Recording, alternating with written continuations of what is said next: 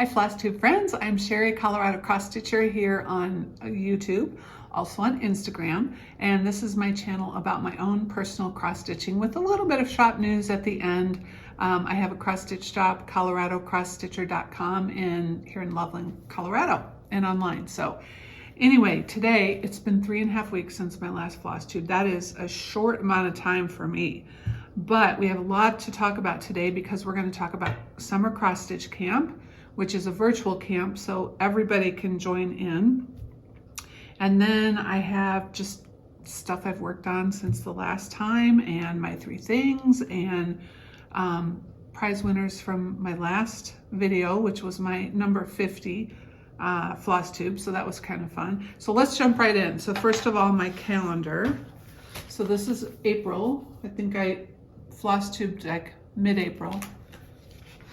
May so far, I still have to dude it up a little bit. Not nearly as many stickers as I usually put on, but I'll get to that. So that's my calendar where I keep track of what I work on each day. And so let me show you what I worked on. So I have 3 small finishes, a medium finish, and a big finish.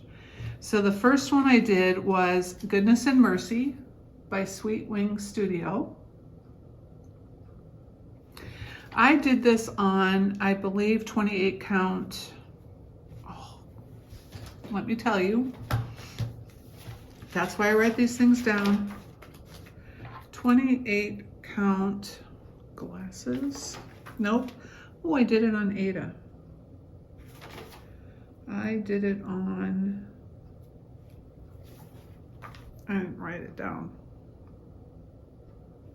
How could I not write that down? Oh, yes, I did. 14 count antique lace by Seraphim. Whew. That's the whole point of the calendar, guys.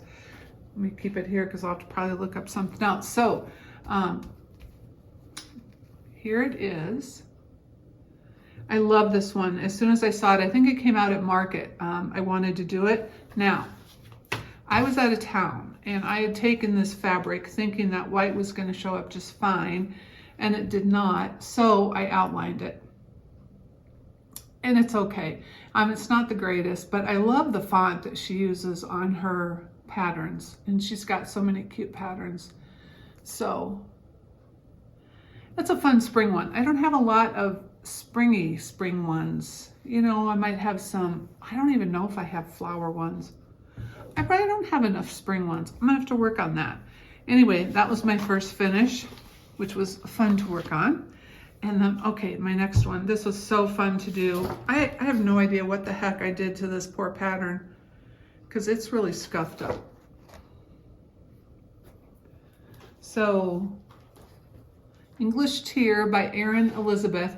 And I was thinking this was going to be a lot bigger. Now, I did do it on 40 count alabaster, I think, but let me look it up. 40 count, no, 40 count platinum. Oh, I love platinum. That's one of my favorites. 40 count platinum. Look how tiny it is. Isn't that just so cute? Here. Also, I was out of town when I worked on this one, and I thought I needed that white to show up a little more, so I backstitched the white. I did a lot of backstitching, which I don't mind. But I love the size of this, and I love all the little details she puts into her trays. And I brought a few other of her trays home so I could show you, because now I want to do several of them. She has nautical tray. And look at all the, I mean, look, I'm going to hold it up a little bit because I want you to look at all the fun details she has, and then always fun things hanging on off the bottom. Like on my English Tear, she has teacups and tea bags. This one has sand dollars and shells. USA Tear has a little bunting along the bottom and cute motifs in the middle. Well, you know I'm going to have to do the cat tier.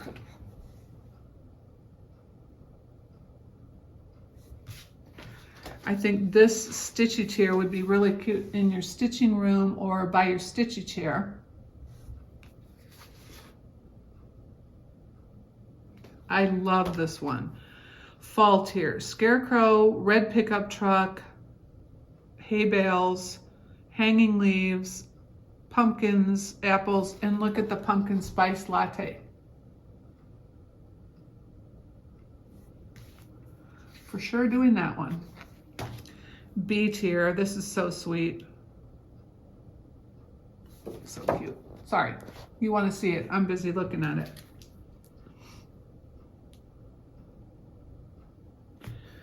Halloween tier, these are in plastic bags. Halloween tier, hanging bats, candle. That Frankenstein at the top is adorable. When I opened this, it's just one page. And I thought, oh, I must be missing a page. No, it's really not that big of a project. You do have to change your threads a lot because they're small motifs, but so worth it. Okay, and the last one I brought home is baking tier.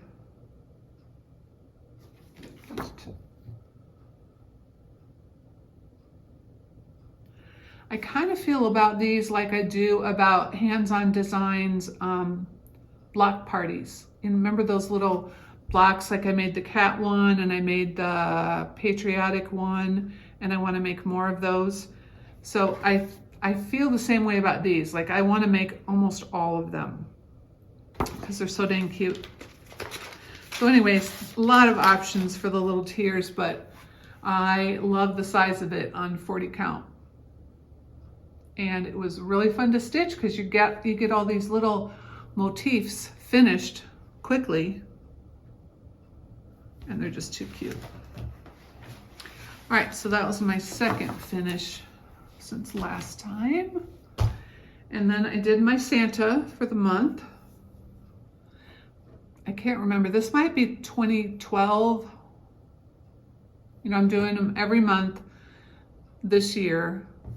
And hopefully we'll have 12 ornaments. I'm making them into ornaments. They'd be cute as little pillows too. But I'm envisioning my own little tree, like maybe a 2-foot tall tree to put all these on until I get so many that they have to go on a big tree. May that be the case someday. Okay, and then the latest one I finished, let me take this out of plastic for you, is one that I told you I was starting recently, and I did, and I finished it. And that's Michael's Prayer by Silver Creek Sampler. And I love this prayer, and I'm telling you, I say this prayer like on times when I'm going into work and I know I'll see people, or if I'm going to a retreat, or anytime I'm going to see people. And I don't know if I read this prayer, because Father Michael passed away at 9/11. He was the priest that passed away. And so that was in 2001. So I don't know if I read that back then and I've just adapted a version for myself. But when I saw this come out, I knew I had to make it. So it says, Lord, send me where you want me to go. Let me meet folks you want me to know. Tell me the words you want me to say and tenderly keep me out of your way. Amen. And then it says 1933, Michael Judge, 2001. And then in the bottom of the skirt on the angel, it has 9/11. So I did mine on 40 count Stormy Night, vintage Stormy Night, I think. I want to put those on. So here it is. And I did do a silk conversion for it. Not necessarily for any reason. I kitted it, I don't know, a year and a half ago or so, and I was trying to do everything in silk.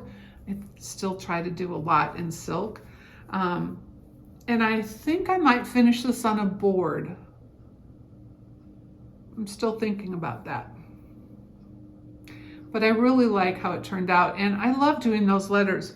And I brought 2 other things that I've done by her because I think she has a really creative way of making all the letters fit in and work together, and they're quick to stitch. They go pretty quickly. And she has some really neat sayings. So if you haven't taken a look at Silver Creek Samplers on our website, go do that because she's got some cool stuff. So do not worry. I did this, okay, this is a little eye-popping color. I did this on blue fabric. I don't know what it was because it was a while ago. And I put it in a bright yellow frame. And I remember showing you this on FlossTube like quite a long time ago saying, I don't know, is that too bright? And you all said, oh no, it looks fine. So this is that. And I used, there we go, all the called for colors.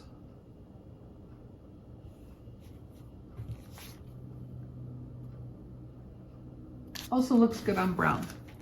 The other one I did of hers, which I also love, it's really one of my favorites, and Erin Elizabeth has a similar one that I really want to do, and that's My Christmas List.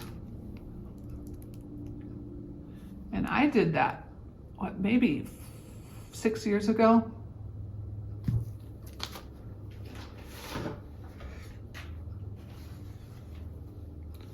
And I'll see if I can show it all. It again was quick to do because the letters go pretty quickly and then you're just putting in the little motifs. The only thing I changed on this was I added the word joy here. Here we go, joy. I don't remember what was in there, but there was no word joy and I have to have joy for Christmas, so.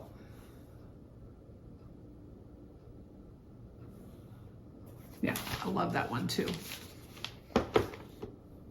Okay, and then my big finish. Now you know how I'm doing, when I stitch samplers, I am replacing the name of the girl who originally did it. I do notate her name on the back of my framed piece, but what I envision is having a sampler wall in my house someday with all of my different relatives on the wall. So I've done one for one of my grandmas. I'm working on another one for my other grandma. I've done one for my grandpa. I've done one for Paul's grandma. So I've done one for my great-great aunt. So anytime I'm doing a sampler, I think, who does this remind me of and whose name do I want to put in there? And I also put their city where they were born. And usually I put their dates of when they were born and when they passed. Now I'm starting to do ones, including one for myself. So I'm not putting dates on those necessarily, but you know how much I love this Sarah Milthorpe. As soon as that came out, I loved everything in there. The colors are incredible. I love that red house. So I decided to do Sarah Milthorpe for myself. And what did I stitch that on? That's a good question. It's 40 count. And it is, okay, it's 40 count color and cotton, and it was one of their, when I go to St. Louis to visit my mom and my brother, I go to their shop and I buy from their table, and sometimes they have like no-name colors, or they used to. So this was a no-name color from Color and Cotton, but this is 40 count. I used the called for Aversois silks, except for the one orange that I toned down just a touch. And then I put my name and where I was born at the bottom. I love this. I cannot wait to get it framed, but I had to show you guys first. And I don't always like symmetrical pieces because I don't always want to stitch the second duplicate, and for some reason this one didn't bother me. I mean, those trees are, those trees are so fun. I saw these trees on another, there was another sampler somebody just showed that had the same trees on here.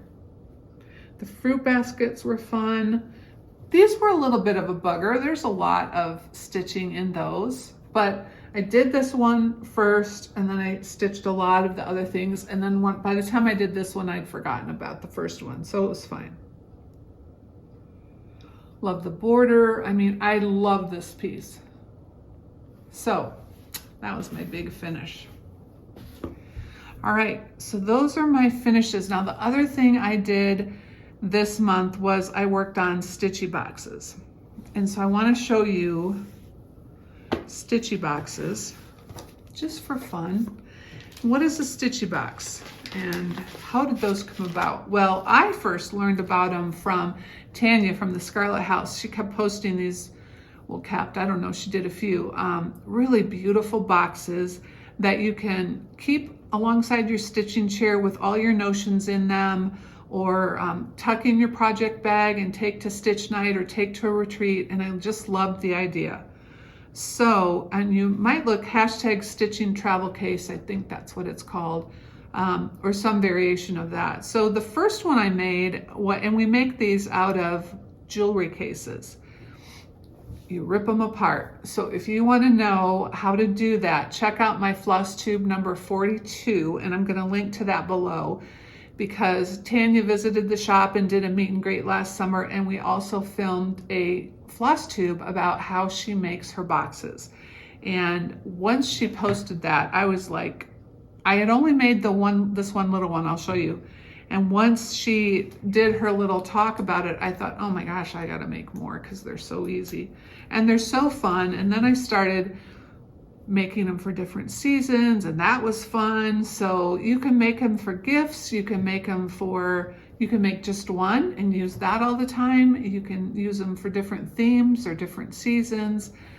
So let me just, I'm not gonna spend a lot of time on it, but I just wanna show you. So the first one I made was this little square, right?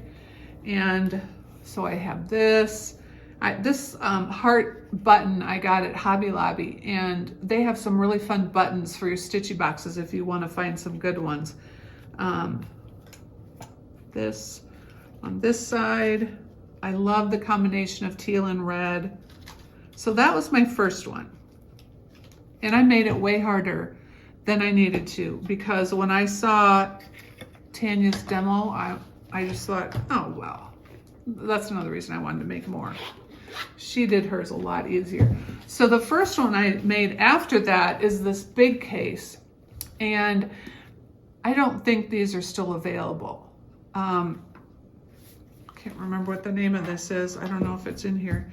But I'll show you the ones that I have migrated to. So this was my first big case. And I try and include vintage things and vintage photos in mine. I just like the look of them. I always include buttons. So these are needle cases from my one grandma that was in her sewing box. This is a clothespin that was in my other grandma's sewing basket. And then I just I have some small hoops. I have a little notes book. But I want to do the thing that Tanya did to hers, which she does show on that video, where she just covers it and decoupages and puts fun things. So I need to do that on this. I have this old ruler that I put people's. And I link to, this is Tim Holtz Instant Relatives, it's called, or something. You get a whole bag of them, and I continue to use them for all my boxes. And then I just did Mod Podge on here. And I have glasses, I have my scissors, I have waxer, needles, little jar of buttons. So just all the fun things. And this is the one that I keep next to my sewing or my stitching chair. And I don't travel with this one anymore. Remember, if you saw this originally, you probably remember that the edges started peeling away, which I was really unhappy about. And so I ended up covering it with this braided leather. I guess the bottoms haven't started doing that, but that is another reason I stopped taking it to retreats. Number one, because I didn't want it to get dinged up, but you can put it like in a pillowcase or make a special case for it. I just didn't want to go to all that trouble. So I keep it at home now. Well, then I start getting into the smaller ones. My friend Deanna found these on Amazon, and I've linked to these below because they come in a lot of different colors. And let me show you the size difference. So they're smaller, easier to take with you on retreats. And like one of them I leave at the shop for stitching night. So I did, oh, those are the news. Well, I was going to show you the old ones first. I'm going to show you the old ones first. Yeah. So I've shown some of these, but I'm just going to show them quick because I want to give you an idea of what some things you can include in there. So when I do like a themed one, so this is my Halloween one, I looked at the hobby store and I found, you know, a dangling skeleton to use as my scissor keep. I had a little paper mache candy corn I put in. I have seiju needles that were the right color. I found this little, I think that was in the jewelry section too, this little spider I sewed on. I have a little pin cushion in here. And then these are, if you're doing any kind of a theme, hold that closer, you can search on Etsy for Halloween PDFs is what I searched for. And all of these different options come up. They're not very expensive. You can print them out and then use them in your box like that. So that was the Halloween one I made. Then I made a Christmas one. And the Christmas one, there's little tabs here. And I didn't know that you could remove those. So I used to put buttons and, for example, these wooden letters on there. Now I found out you can take them off. So that's what I do for all the rest. So for this Christmas one, I have Christmas thread keep. I got this at Hobby Lobby and turned it into a needle minder. I got their little poinsettia gift tags and wound thread around it. Of course, I love sprinkle cookies at Christmas, so I did a little this. I like to put some little decorative thing just for fun in there. This was another thing I found there, ho, ho, ho. So I put those on my scissors, turned it into a little scissor keep. So, and then I'm gonna have to re-glue that. I usually glue everything on here, including my needles, because I don't want them moving around. They're just for decoration. So normally I glue pretty much everything on there. I always put some kind of a trim along the elastic here. So that was Christmas. I made a winter one, which had a lot more buttons. I have a little snowman pin. I got this cute little notebook from 5 Times Blessed on Etsy. And I think I got this little snowman from her too. That's my little decoration for the box. The winter thread keep from Thread Milk. I used my scrapbooking punches to punch out snowflakes and wound some thread on that. And my favorite needle minder of all from Beauvais Art, which we have in their shop, is the little cardinal one. And then a little pin of some charms and buttons. These fancy ones I got. A lot of times I'll just look at the buttons at Hobby Lobby because I usually find something that'll be fun. Okay, then my new ones. So I made 2 new ones. I'm not done jazzing these up yet. So I still have things to find to add to them, but I thought I'd just show you for fun. So this is my tomato one, which I talked about wanting to do. And then I just did red and green needle books, vintage needle books. And what I do is I search, and I'm going to tell you, and you guys are all going to get them, but I think I have enough. I search for vintage sewing notions lot, L-O-T, because lot means it's a whole grouping of them and you'll get a whole bunch of cool stuff. And you know, usually if it's a reasonable price, I'll get it. And then I have a lot of different color options to choose from. So I think this is from 5 Times Blessed too. So this is going to be for my scissor fob. And then I have a little jar of red and white buttons. I put a vintage spool of thread in. And then I just did the red and green buttons across the top. And this is one where I pulled out the tabs. When you pull out the tabs, I think the tabs are for necklaces, to put your necklaces and clip them when you travel. But you can just pull straight up and they come out. The two side ones are a little trickier to get out because I think they're involved with the glue on the side, but so I use pliers for those. Otherwise they come out really simply, and thank you again to the person that told me that in the comments, because I've done that for everyone since. Sometimes I put buttons on the side of the rickrack, sometimes not, but yeah, I'm gonna be looking for more fun tomato things to add to my tomato case. And then I did a camp case for camp, cross stitch camp.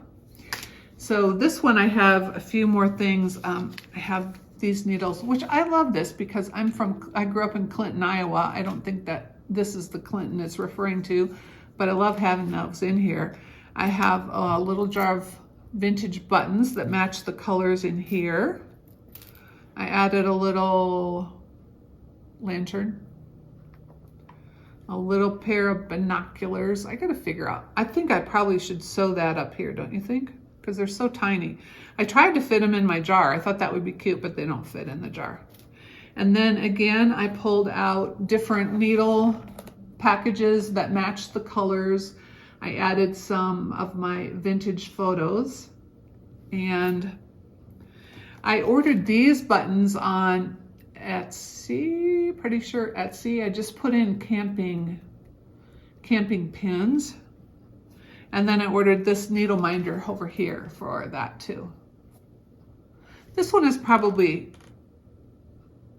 finished. I'm probably not going to add anything more to that, but I love how it turned out. And of course I need one for summer camping.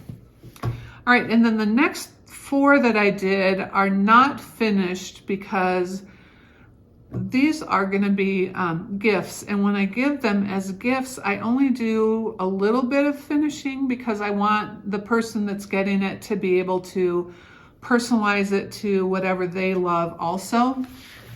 So mostly for the inside, I don't know, you'll look at this and think, well, that's pretty finished. I am going to still add some things in these, but so here's one.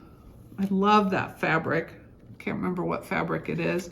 I tucked in a little vintage button card, a tomato, a little jar of buttons with the colors here, and a couple of vintage spools, a vintage needle case, and then a flower vases needle minder, and vintage needle packets, and buttons across the top. Love that one. I don't want these to fall over. Here's the next one, which I love the colors in this one. I added the bright yellow lemon piece from, that's another Beauvais art one. And then again, I pulled the vintage safety pins, vintage needles that match the colors that I was trying to match. There's a vintage wooden needle case in here, a little jar. Now I didn't do blue, I might change that to navy and yellow buttons in here, although I love the little jar of red buttons too.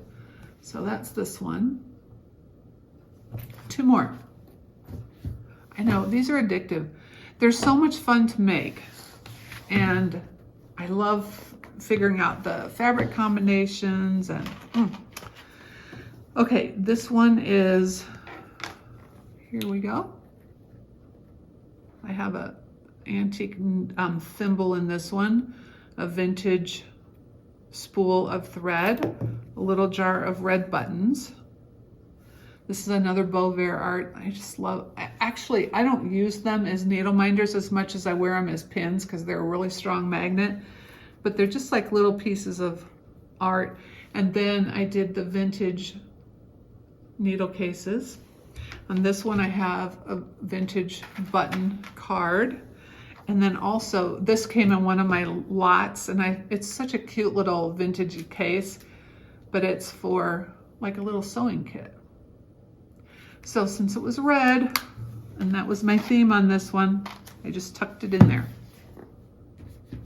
And then the last one is, oh yeah, vintage kitties. Again, the needles, the needle books. Okay, I gotta glue her back in better. She just slid right across. I'm gonna put her here, so I remember. And then I had a kitty needle minder, a little tomato, a little jar of those colors. And then I have this little vintage kitty button. I think I'm gonna have to sew that on here. So anyway, those were really fun to make. And if you haven't made one, and if you think you would find it useful for your stitching, I encourage you to do that. Again, watch FlossTube number 42. I'll link to it in the notes below because it is so easy. I think a couple of videos ago I showed you, you really rip out the insides of this carefully, but Tanya just had some really good tips that made it so much easier, because after I made the first one and it took me like all day, I thought that is way too much work. And then my next one was that bigger case. It probably took a day. Now I can get them done in an hour and a half, 2 hours, hour and a half. And I think they're fun to do. So anyway, let me know. Tag me if you make some, because I love to see other people's stitchy boxes and what they include. And it certainly gives me ideas on what all I can include in mine too. All right, let's move on. So my three things, which I like to do every time, 3 of my favorite things at the moment. The first one is, and this is Antique Sampler ST on eBay. No, Etsy. I'm gonna link to it below. But she does a digital Quaker sampler magazine. And I have bought 4 of them so far. They're just full of Quaker patterns, Quaker motifs, old Quaker samplers. The sampler shown on the front is not necessarily included in the volume, but she'll talk about it in the volume. So I printed the cover of the 4 that I bought because I really think you might want to check it out. So there was one. And again, I just love reading about, the things that she talks about in there. And again, a plethora of patterns for you. I need to order all of them because I've had so much fun reading through them. So that is Antique Sampler ST on Etsy. Get those 2 mixed up. It will be linked below. Another Etsy shop that I have ordered from and just really love, and I'm just kicking myself because one of the things I ordered was one of her primitive angels. It's like this big. It's like a blackened, because I think it was done in whatever wax, but then rolled in cinnamon, or it smells heavenly. And I remember I saved it out for a long time because I wanted to show you guys, because I wanted it to be one of my 3 things. And then I finally thought, I'm just going to put it up and I'll just remember to take this one down when I want to show it. And I cannot for the life of me find it in my house. And there's not that many places I would have put it. So I'm going to have to order myself another one. I don't know what happened to it. Anyway, I do have some of her things to show you. So it's Besom Cottage. I will link to it below. Isn't that a cute card? I'm going to put that card in my calendar. And she has big things and little things. They come packaged. The bigger ones come packaged in this muslin. So here's one of the larger ones I got. I mean, some of these I will use for waxers. I don't always use waxers, but when I have ornery thread, I definitely run them through a waxer because it's so much easier. But ones like this are just, I'm gonna hang them because I love the look of them. And then there's some, look, I'll show you these 2. I got these for birthday presents. So I need to give them up. Although I did order myself one of these, this cat. So it's 3-dimensional. And things like this, I will not use as a waxer, just as a cute little. This one I thought was really cute too. It's a honeybee hive.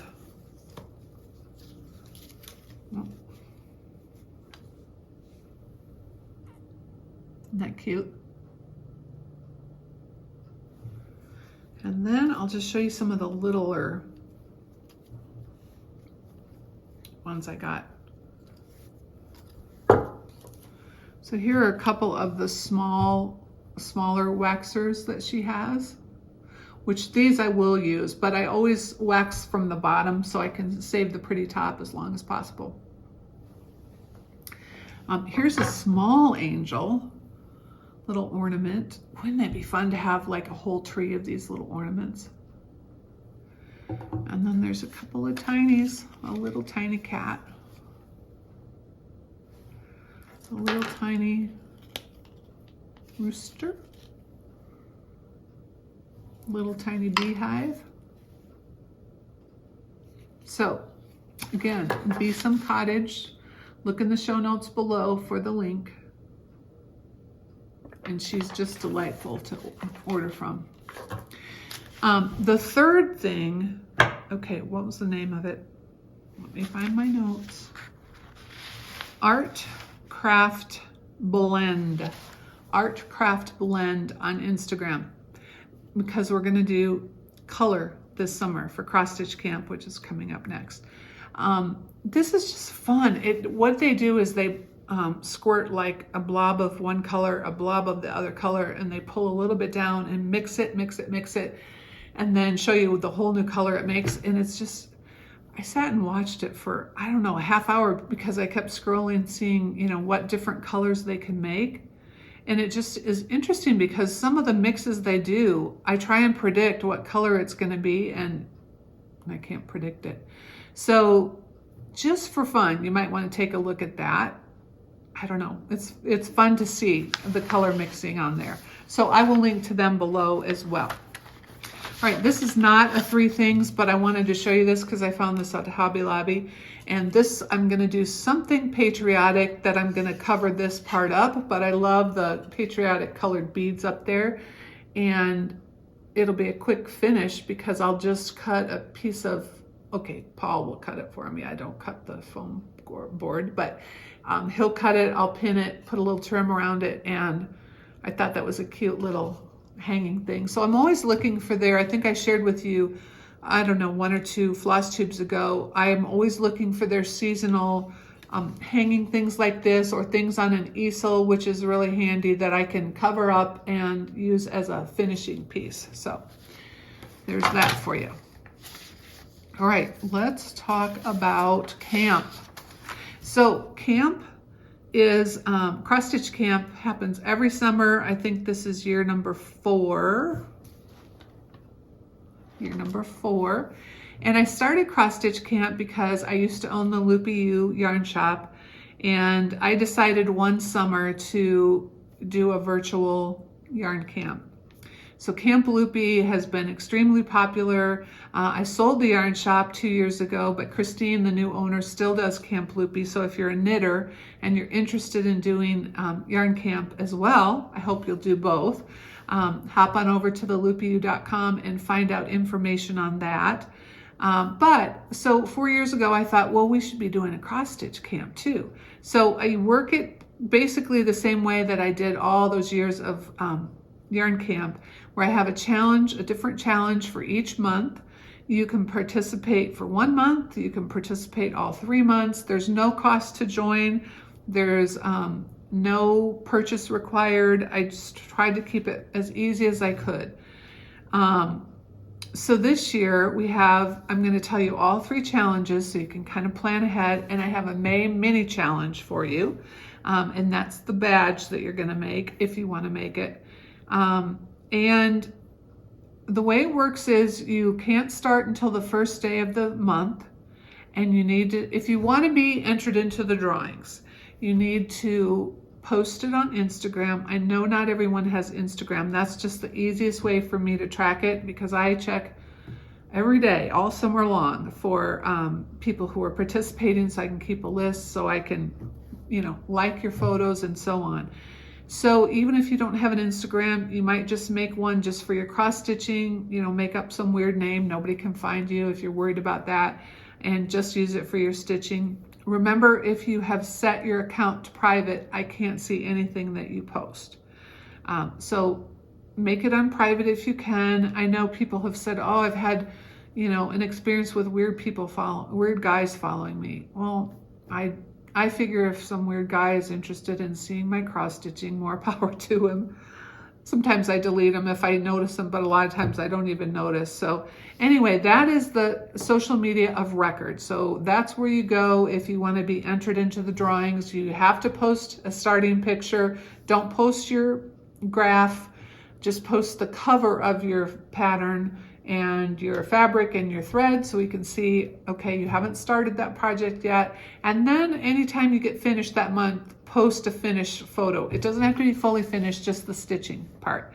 Now you're going to use a couple of hashtags, same hashtags as always, except Cross Stitch Camp 2024 and Colorado Cross Stitcher.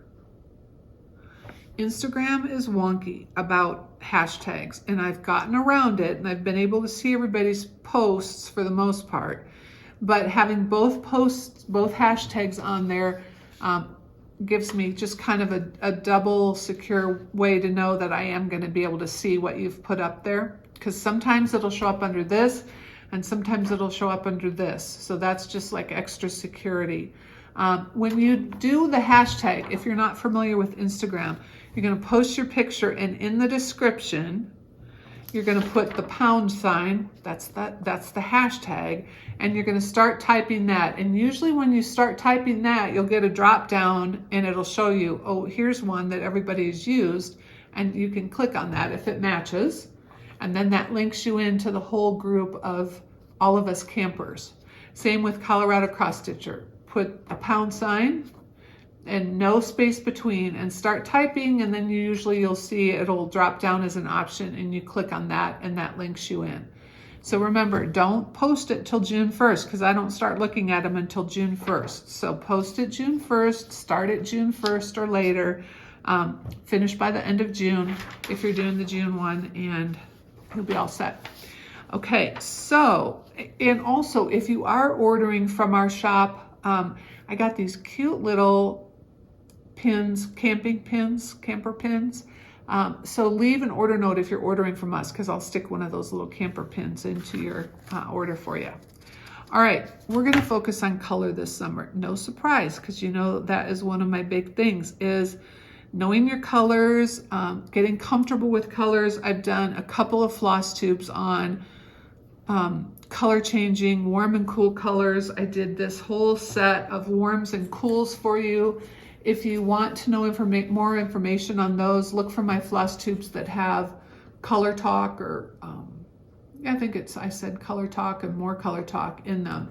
So I have these sets of warm and cool DMC colors on the website. If you want to get them, I show you how to use these in one of my other floss tubes, but I also have a free PDF if you want to make your own set of these. You can just go to patterns, use the little arrow next to the word patterns on our homepage, and it gives you a drop-down box. Go to the free patterns, and then this is one of the free patterns. No, it's not a pattern. It's a free PDF for you, just as a reference, because we're going to play with color this time. So let me show you the camp badge. So here are the colors, but these might not be your colors. So here are the colors I used. These are the colors that are, they're kind of messy. These are the colors that are referred to on the chart. But your May mini challenge is to find 5 colors of your own that you like to do the badge. Now I end up putting all of my badges on my camp bag that I love. And so I've got all the badges from previous years, and I use, it's not Wonder Under, Seam Esteem, and I just put all the strips all the way across and then iron it onto my project bag. So you might have a project bag that you do that with. You could also tuck these badges, if they're small enough, into a little clear luggage tag thing and just hook it on a project bag. So there's a lot of different ways to do that. Or keep a bulletin board of your different things. So here's my bag with all the past ones. And here's the new stitch badge for this summer. And I wanted to do it simple with just focusing on blocks of color. So it's very quick to stitch up. I'll show you a little closer. Again, that's a free pattern on our website for you.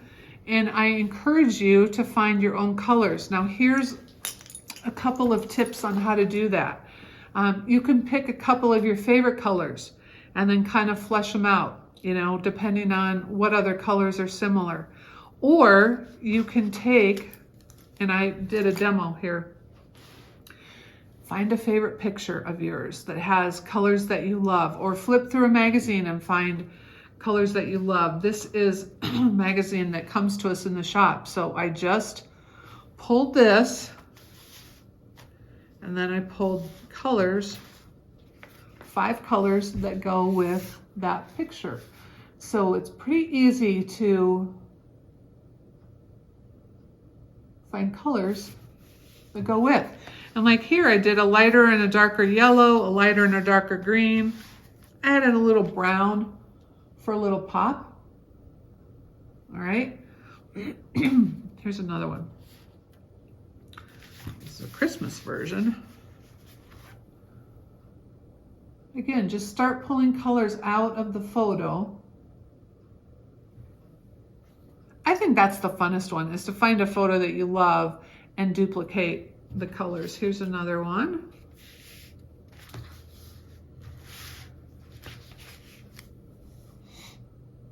And it's not like you're stitching a masterpiece, you're just stitching a fun camp badge, so have fun with the colors. And then here's the last one.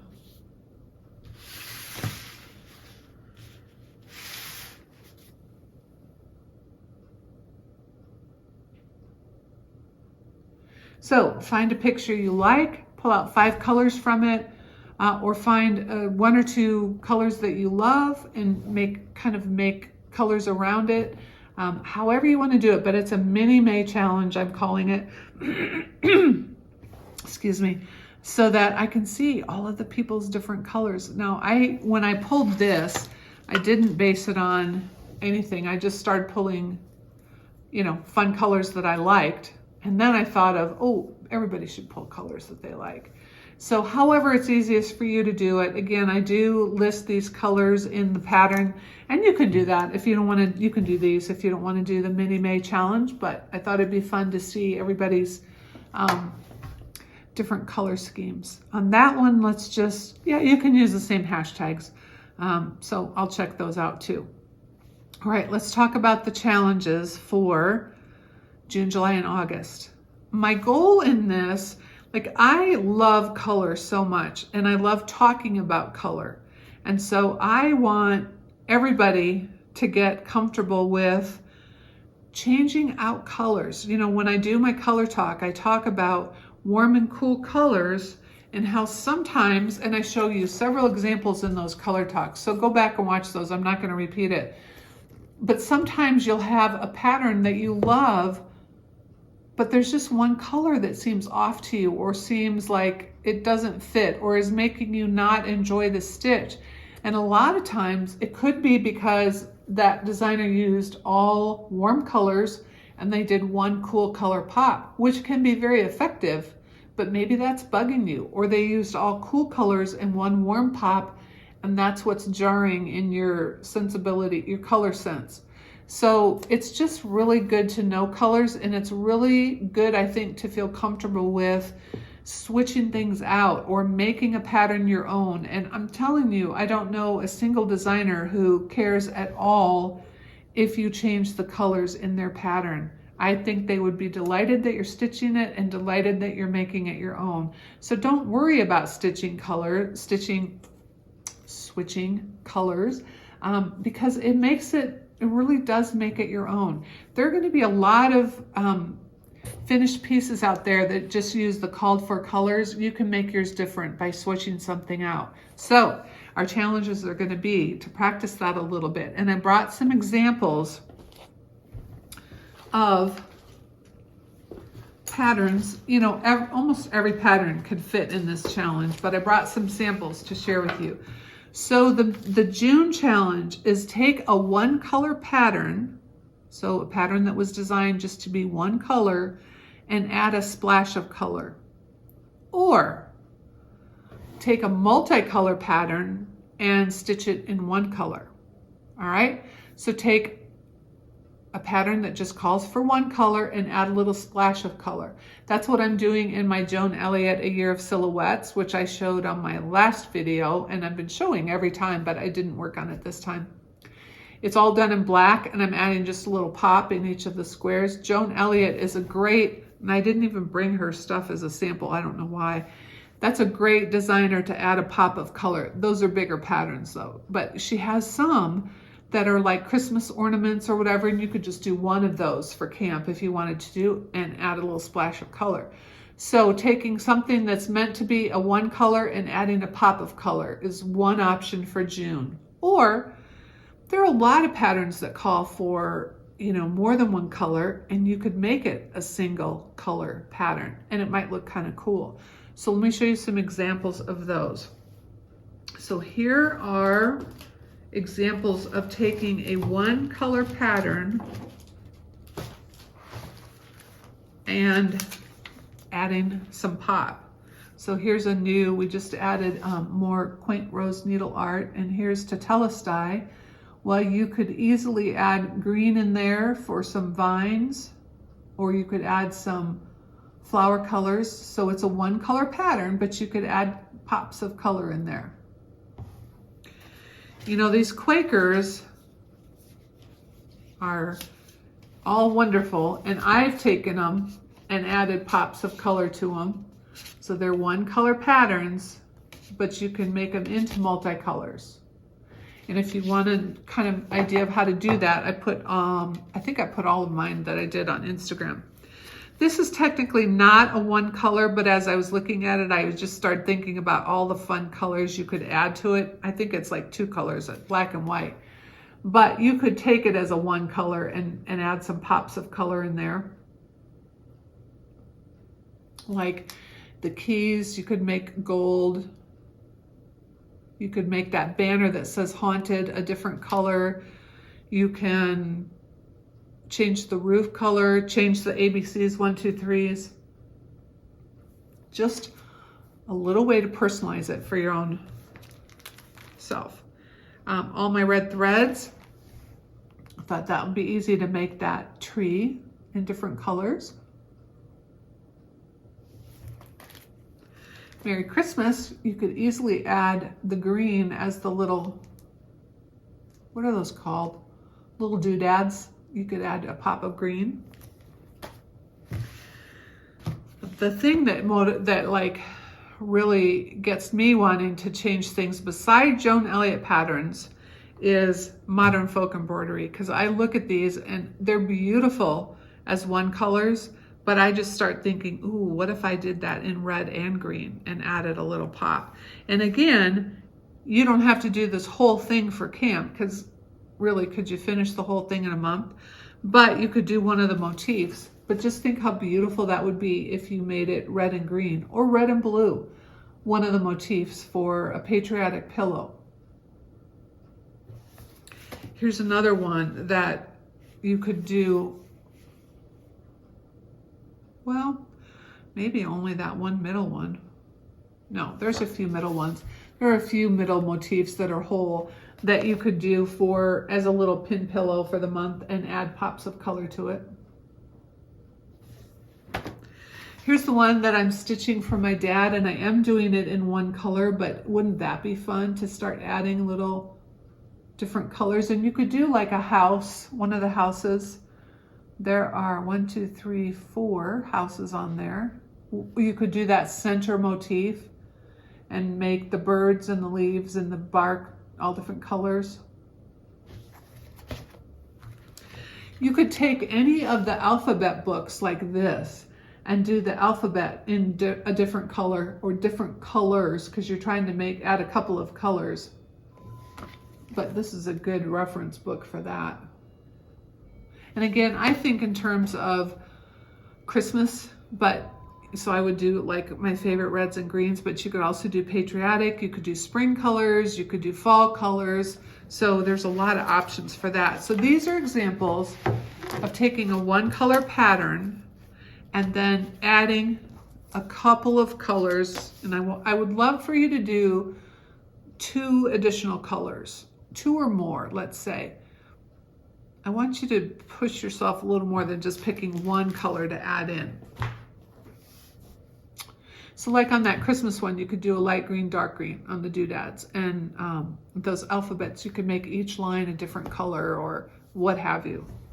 All right, now here's some examples of taking a multicolor pattern and changing it to one color. And when you're looking for those, you want to look for things that don't have color on top. Like one of the ones I was looking at that I was tempted by, but then I thought that's not going to work, was a house with a quilt pattern on it. Well, we couldn't change that to a one color pattern because you wouldn't see the quilt pattern in the middle. You could if you didn't care to see the quilt pattern. But basically look for patterns that don't have motifs touching each other that would just get muddied. So here's an example from Mojo Stitches. That's a multicolor alphabet, but you could easily make that a one color alphabet. You know, if you're doing a red sampler wall, or we had this discussion at the shop today, because my friend Joanne is getting 2 of her red samplers framed, and she was saying she wants to make a red sampler wall. I can't decide if I want a red sampler wall or if I want a sampler wall that has all different colors, one colors. So a red sampler, all red sampler, and all blue sampler, and all green sampler. Just can't decide on that. Here's another one that is multicolor, but you could certainly do it in one color. This one. Now here is one of the Quakers that they did in multicolor, but you could do it in a single color. Modern Folk, multiple colors, would also look pretty in one color. Same with this one. Multiple colors, but you could do it in one color. This is actually the sampler I stitched for my grandpa, and I love how it turned out. All right, so that is your June challenge. Take a one color pattern and add some splashes of color, or take a multicolor pattern and try stitching it in one color.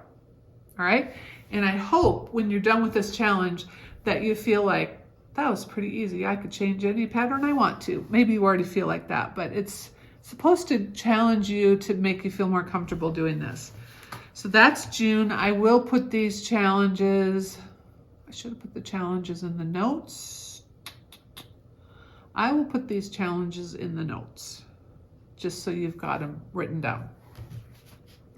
All right, the July challenge is to change out at least 2 colors in your pattern to something more you. So you're taking a regular pattern and you're going to change at least 2 colors to something that you would like it to be. All right, you might change your red from a warm red to a cool red. You might change the red to a blue because you think it'd look better as a blue. So here are some examples of patterns that I think would be pretty easy to change colors, but it's just not a definitive list because there are all kinds of patterns in the shop that you can do that with, or that you probably have in your stash. But here are some examples. So this, I think, would be an easy one to change to the Christmas colors that you love. It looks very Christmassy to me. So here's another one. Okay, this is a one color pattern, but you can add several patterns, or you could stitch it in a different color. Maybe forest green is your favorite color. You might switch it to, 2 colors of green or what have you. Here's one, and I'm just going to be honest. I started this one and I am not really excited about the colors. I love the pattern, but this to me would be a good one to switch to colors. I think I just want something a little brighter. For people who like neutrals, this is a beautiful piece, but for me, I envision it brighter. And again, if you don't want to do all of that for your 1 month project, you could certainly do this house or this house with this behind or what have you. Here's another one that would be easy to change to colors you love. And you know, Modern Folk comes out with their stitch along each year. Again, I don't expect you to do this whole thing, but beautiful motifs in here, and it would be easy, really would be easy to change it to 2 colors that you like, any one of those little motifs. And then you probably want to do the whole thing. And this is on my, as soon as I finish my dad's sampler, I'm starting this one. I've held myself back because it doesn't seem very mature to have 2 huge Modern Folk stitch alongs going on. So I've picked 4 colors that I want to use on this one. Here's another one of their stitch alongs. That would be, well, you could do that the middle of the clock, which I think would be really pretty, or you could do the stag down at the bottom in the arch. And both of those things would be fun to stitch in your own color choices. Here's another 1 color that you could add multicolors to.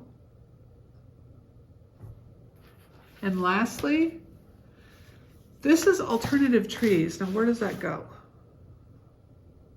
Does it go in this one? It might go in the middle of this one. I don't know. Or it might not. Anyway, oh, reaching skyward. It does not go in this one. It goes in a different one. But any one of these, anyway, would be easy to do as a small in colors that you love. So again, the July challenge is to change out at least 2 colors in any pattern that you have. And it doesn't have to be like anyone's like this. I mean, like I said, you could take any pattern by any designer and just pick 2 colors that you're going to make a change with. And again, the purpose of us focusing on color for camp this year is to just follow up with my color talks and help you to feel more comfortable, because I've had a lot of you leave comments or email me and say, I could never figure out what I didn't like about this piece, and your color talk helped because I changed the 1 color and all of a sudden I love it again. So I think it's a good skill to have, and this is just to get your toes in the water and help you start moving in that direction. The August challenge is always the same, and it's stitch something new to you. So it could be a new designer that you haven't tried before. It could be a new floss that you haven't tried. It could be a new fabric or a new fabric color.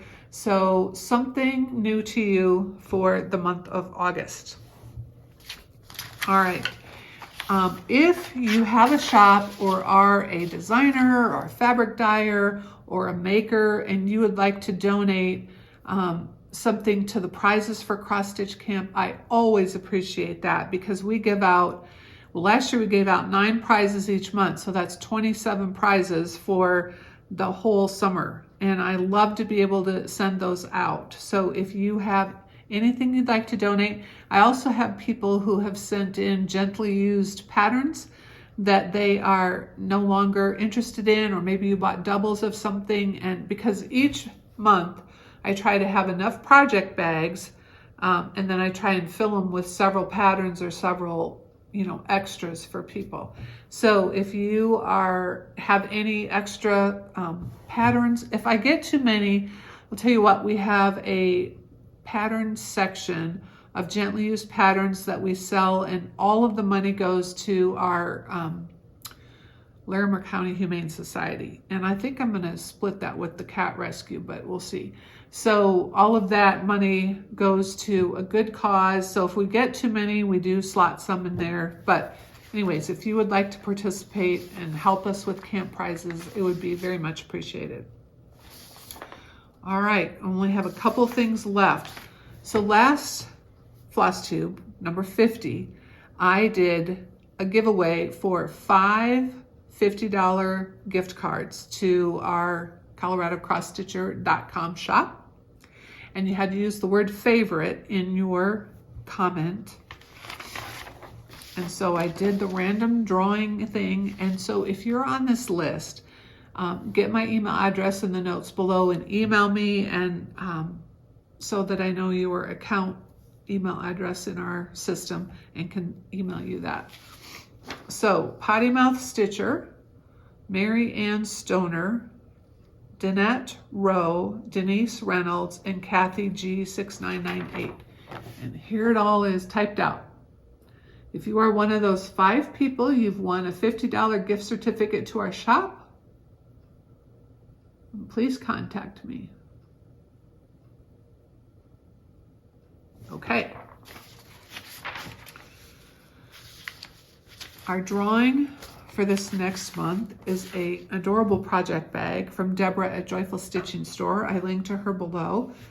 Look at this cute bee fabric. So it's a project bag, a little accessory pouch, and a couple of skeins of DMC that match those colors. And if you would like to be entered in that drawing, use the word camp in your comments below, and I will do the random drawing for that. The question of the day, because sometimes people need a reason to leave a comment. Question of the day, what is your favorite summertime beverage? So I just saw, tell me if you think you would like this or not. I just saw a recipe for rhubarb lemonade.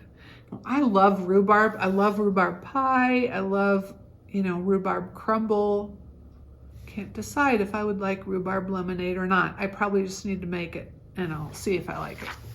So tell me what your favorite summertime beverage is. All right, lastly, I have just a few things to show you that have come in the shop.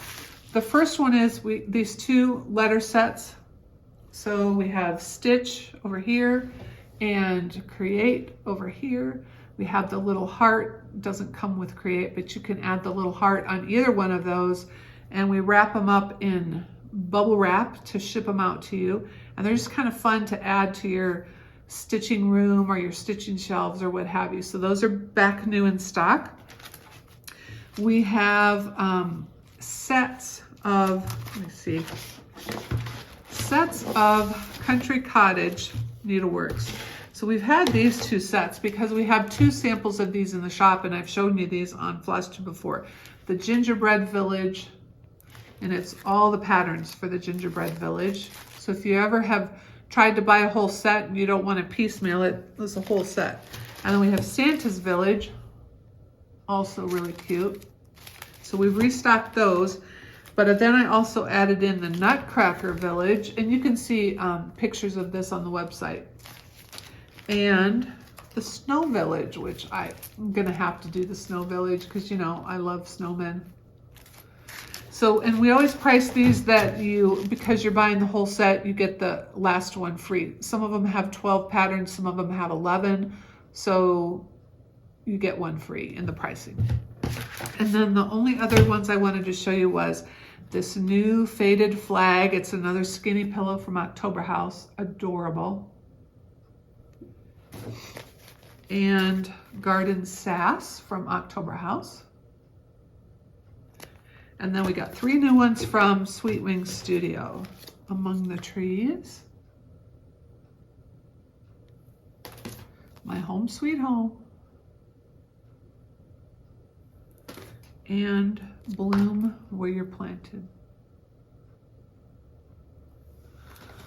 Okay, that's it for today. I hope you'll join us for camp. It's so much fun each summer. We also have a Facebook group. I'll put that link in the notes below that you can join just to chat about what you're doing. If you want to post progress pictures.